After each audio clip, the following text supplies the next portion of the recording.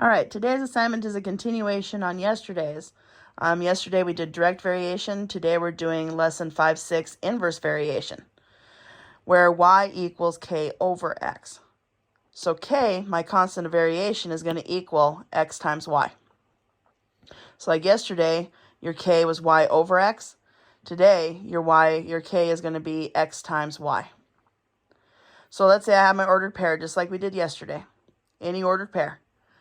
My k for today's is going to be 3 times 6, which is 18. So it'd be x times y, 18. So y equals 18 over x. Okay? So that's the difference between what we did yesterday and what we are doing today. So I've got two ordered pairs. One's 3, 4, the other one's 6y. Find y when this represents an inverse variation.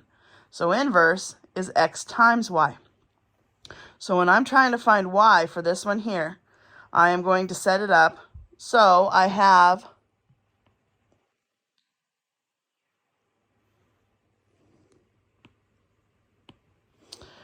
three times 4 equals 6 times y. So in order for me to get y by itself, 3 times 4 is 12 equals 6y. What does y equal? Y equals 2. Okay? And then vice versa. Let's say I want to find x when these here represent a direct variation. So remember, direct variation was y over x. So now I'm going to be setting up ratios. So here I would have y over x equals y over x. And just like we did last chapter, cross multiply to solve. So x times 3, which is 3x, equals 4 times 9, which is 36. Well, what does x equal? Divide by 3, x equals 12.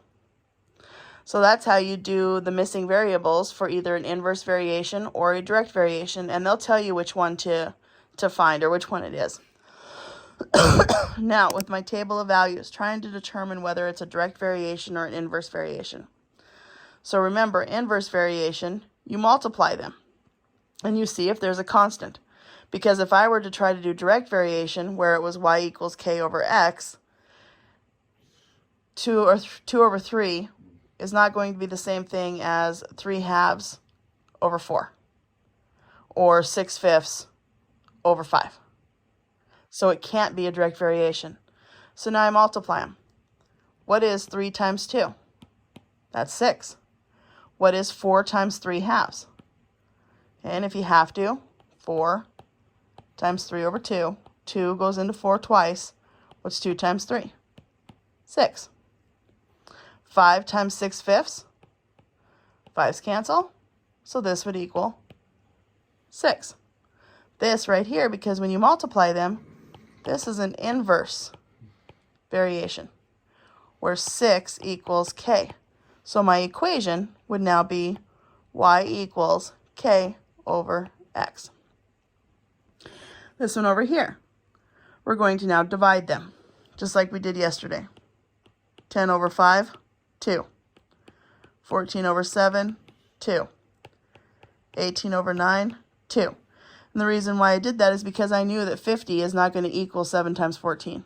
So I knew it couldn't be an inverse variation. So that means that this one here is a direct variation where k equals 2. So my equation is y equals kx for that one. Okay, so pretty easy. Not too bad when you're trying to do today's lesson. Okay, should be pretty straightforward and pretty easy to figure out how to do, just like yesterday's was.